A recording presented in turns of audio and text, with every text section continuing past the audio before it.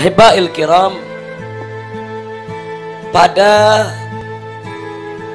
munasabah seperti ini, di mana kita duduk berhadapan, yaitu di gubbah daripada ulama kita yang mulia, sekurang-kurangnya ada dua manfaat yang tidak boleh kita lupakan.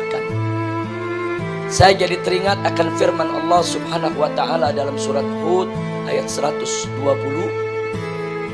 Wallahu subhanahu wa ta'ala qala li nabiyhi sayyidina Muhammadin sallallahu alaihi wasallam, wa kullan naqussu 'alaika min anba'ir rusuli ma nuthabbitu bihi fu'adak wa ja'aka fi hadhihi al-haqqu wa mau'izatun wa dzikra lil mu'minin.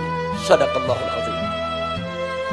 Dalam ayat ini Allah Subhanahu wa ta'ala menyatakan kepada kekasihnya yang tercinta, wa kullan naqussu 'alaika min amba'ir rusul, yaitu setiap semua yang kami kisahkan kepada engkau wahai Rasul, wahai Nabi, dari berita-berita, dari kisah, dari sejarah para Nabi, para Rasul, ma nuthabbitu bihi fu'adak, yaitu kisah yang dengannya kami teguhkan kau punya jiwa, kami teguhkan kau punya hati. Wa ja'aka fi hadhihi, dan dalam kisah-kisah seperti ini telah datang kepada engkau al-haqqu, itu bukti kebenaran Allah Subhanahu wa ta'ala, wa mau'izatun, dan pelajaran, wa dzikra, dan peringatan lil mu'minin, untuk orang yang beriman. Yang ingin saya garis bawahi pertama adalah, sebelum kita bicara lebih lanjut tentang dzikrus sholihin, yang ingin saya garis bawahi di sini betapa Allah Subhanahu wa taala menginformasikan kepada kita bahwa Nabi kita Sayyiduna Muhammad sallallahu alaihi wasallam, yang mana beliau adalah manusia yang sudah teguh jiwanya, mantap hatinya, tapi tetap Allah ceritakan kepada beliau kisah-kisah para Rasul sebelumnya. Untuk apa? Manutabitu bihi fu'ada, yaitu untuk meneguhkan jiwa Nabi. Padahal kita tahu jiwa Nabi sudah teguh, jiwa Nabi sudah mantap, tapi sungguh pun begitu, tetap Allah Subhanahu wa ta'ala menginformasikan kepada kita bahwa seorang manusia pilihannya yang jiwanya sudah begitu teguh tetap membutuhkan cerita, kisah Rasul-Rasul sebelumnya. Artinya pelajaran yang bisa kita ambil, kalau Nabi saja yang jiwanya sudah teguh, kalau Nabi saja yang hatinya sudah mantap, kalau Nabi saja yang sanubarinya sudah luar biasa, tetap memerlukan kisah-kisah para Rasul sebelumnya. Bagaimana kita yang jiwanya lemah? Bagaimana kita yang hati belum mantap? Bagaimana kita yang kita punya sanubari jauh-jauh daripada kemantapan? Tentu min babil aula jauh lebih membutuhkan cerita-cerita sholihin yang ada sebelum kita dulu. Baik itu cerita para Rasul, para Nabi, cerita para aulia, para sholihin. Untuk apa? Litathbitil fuad, untuk memantapkan jiwa. Jadi bohong kalau ada yang mengatakan bercerita tentang sholihin, bercerita tentang Rasul, bercerita tentang para Nabi, bercerita tentang kisah para aulia masa lalu, tidak ada faidahnya. Dusta. Faidahnya pasti ada, manfaatnya pasti besar. Setidak-tidaknya yang tadi Allah singgung di dalam ayat tadi, litathbitil fuad, untuk memantapkan jiwa. Makin sering kita dengar cerita para Rasul, makin sering kita dengar cerita para Nabi, makin sering kita dengar cerita para ahlul bait Nabi, makin sering kita dengar cerita para sahabat Nabi, makin sering kita dengar cerita para ulama, para mujahidin, para sholihin, para aulia, maka niscaya cerita-cerita tersebut akan makin memantapkan jiwa kita, makin memantapkan hati kita, makin memberikan semangat kepada kita untuk senantiasa taqarrub ilallah subhanahu wa ta'ala. Dan tidak sampai di situ, Dalam ayat tadi juga Allah jelaskan wa ja'aka fi hadhihi al-haq. Dan dalam kisah-kisah seperti ini telah datang kepadamu al-haq. Dalam kita menceritakan kisah-kisah para nabi, para rasul, ahlul bait dan para sahabat nabi yang mulia. Cerita para ulama, para salaf, para solihin, para aulia, para mujahidin. Di dalam semua itu ada bukti, tanda bukti kebenaran Allah subhanahu wa ta'ala. Bukti kebenaran syariat yang dibawa oleh Nabi kita Muhammad sallallahu alaihi wasallam. Dan gak sampai di situ, wa mau'idhatun. Dan di situ ada pelajaran yang begitu baik. Kita akan mampu mendapatkan pelajaran-pelajaran yang luar biasa.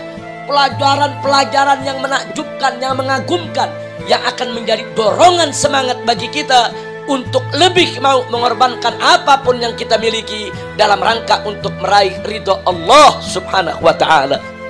Dan tidak sampai di situ, wa dzikra lil mu'minin. Dalam semua itu ada peringatan bagi orang-orang yang beriman.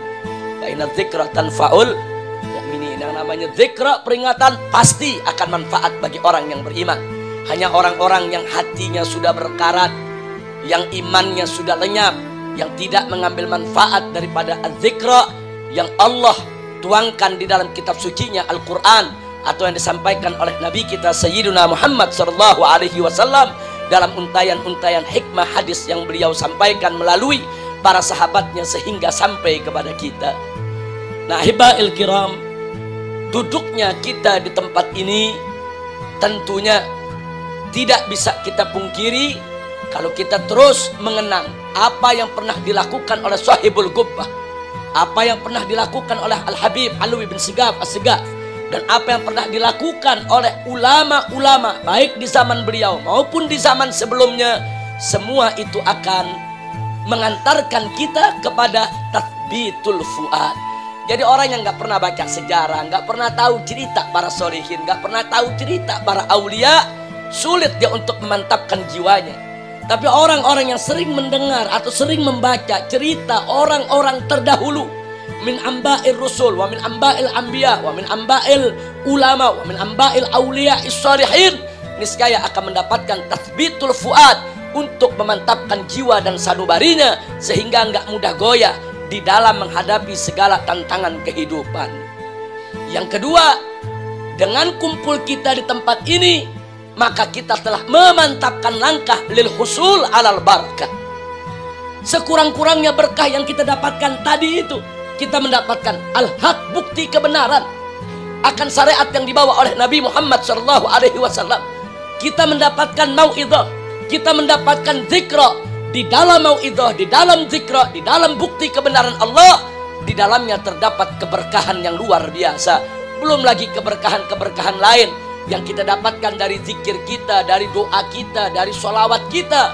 Semua itu bukan hanya sekedar memantapkan jiwa kita di dalam perjuangan li'i'la kalimatillahi subhanahu wa ta'ala, juga akan mengantarkan kita untuk mendapat keberkahan hidup insya Allah. Dan yang berikutnya yang tidak boleh kita lupakan, wallahu subhanahu wa ta'ala qal, Allah juga berfirman dalam Al-Quranul Karim, faqala ta'ala, ya ayyuhalladzina amanu taqullah wa kunu ma'as-sadiqin. Hei orang-orang yang beriman, bertakwalah kamu sekalian, wa kunu ma'as-sadiqin, dan hendaklah kamu selalu bersama orang-orang yang shadiqin. Orang-orang yang shadiqin itu orang yang benar, orang yang lurus, benar akidahnya, benar syariatnya, benar akhlaknya, benar ucapannya, benar tindakannya, benar tarigahnya, benar pemikirannya, benar keyakinannya, benar segala apa yang dilakukannya, yaitu di dalam menjalankan perintah Allah dan Rasulnya. Ini Allah punya perintah, wa kunu ma'as-sadiqin. Jadi kita diperintahkan oleh Allah untuk selalu hati kita, jiwa raga kita untuk senantiasa bersama orang-orang yang shadiqin, ahya'an wa amwatan. Baik orang-orang yang shadiqin itu telah meninggal dunia ataupun mereka masih hidup ada di tengah-tengah kita, ikuti. Bukan berarti orang yang shadiqin ini sudah meninggal dunia terus kita tinggalkan, tidak. Ya, jasad mereka memang sudah kembali kepada Allah, ruh mereka memang sudah kembali kepada Allah. Tapi jangan lupa, karamatul awliya la tamut bimauti ashabiha. Jadi karamah kemuliaan para aulia tidak ikut mati dengan kematian daripada si walinya, saudara. Sang walinya boleh meninggal dunia kembali kepada Allah, ruhnya boleh berpisah sudah dengan jasadnya, tapi karamahnya, tapi keberkahannya yang Allah limpahkan akan terus senantiasa ada ila yaumil qiyamah. Nah, mudah-mudahan hadirnya kita di tempat ini akan lebih memantapkan jiwa kita untuk berjuang di jalan Allah Subhanahu wa ta'ala. Dan insya Allah kita akan lebih mendapatkan limpahan keberkahan dari Allah Subhanahu wa ta'ala, sehingga segala urusan kita dimudahkan oleh Allah, baik di dunia maupun di akhirat nanti. Amin ya rabbal alamin. Nah, yang terakhir, apalagi di zaman kita sekarang ini, di luar sana kita lihat berapa banyak itu pemikiran-pemikiran yang sudah keluar dari rel syariat, dari rel ajaran Nabi kita Muhammad Sallallahu Alaihi Wasallam. Jadi kalau kita hidup di tengah masyarakat nih, ibarat kita hidup di tengah hutan yang banyak binatang buas yang siap mengoyak kita, siap menerkam kita, siap membunuh kita.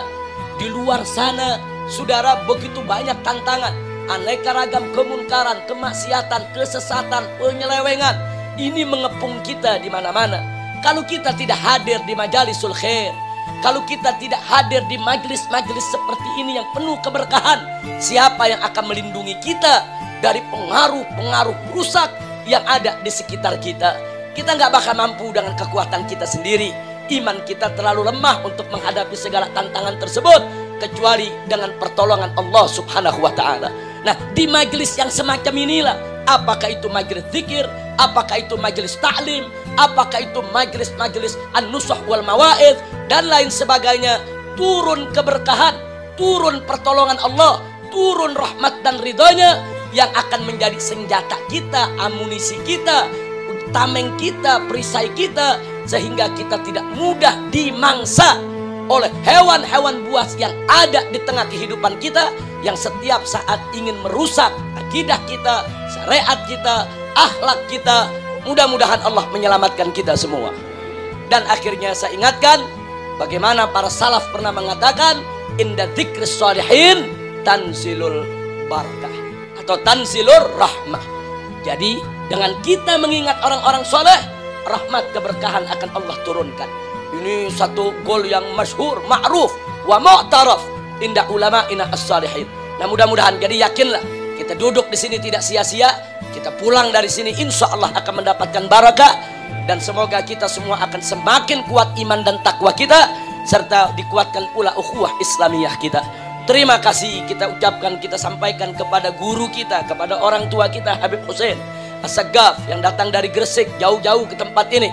Di sini ada Habib Taufik yang merupakan guru kita, pembimbing kita, pembina kita, yang dengan tekun tanpa putus asa, laumata laim, beliau terus membina kita, mendidik kita, baik ruhanian, baik secara rohani maupun jismanian. Mudah-mudahan Allah Subhanahu wa ta'ala memberkahi beliau, memberkahi semua guru-guru kita dan orang-orang tua kita, dan memberikan kebahagiaan kepada beliau-beliau dari dunia hingga akhirat. Akhirnya sekali lagi saya ucapkan terima kasih banyak kepada Habib Taufik, kepada Habib Hussein, dan habaib yang lainnya yang tidak terhingga atas kesempatan yang diberikan ini. Dan kedatangan saya kemari sebetulnya sama sekali bukan untuk bicara ataupun untuk ceramah, tapi semata-mata saya ingin ikut mendapatkan tatsbitul fuad dan husulul barakah di majelis yang mulia ini, di kubbah yang mulia ini. Alan Allah Subhanahu wa ta'ala yanfa'ana bi barakati sahibil kubbah wa ma haulahu min ahlil kubur, an yanfa'ana bi nafahatihim wa asrarihim wa ulumihim fid dini wad dunya wal akhirah, wa ila hadratin nabi sayyidina Muhammadin sallallahu alaihi wasallam bi sirril Fatihah.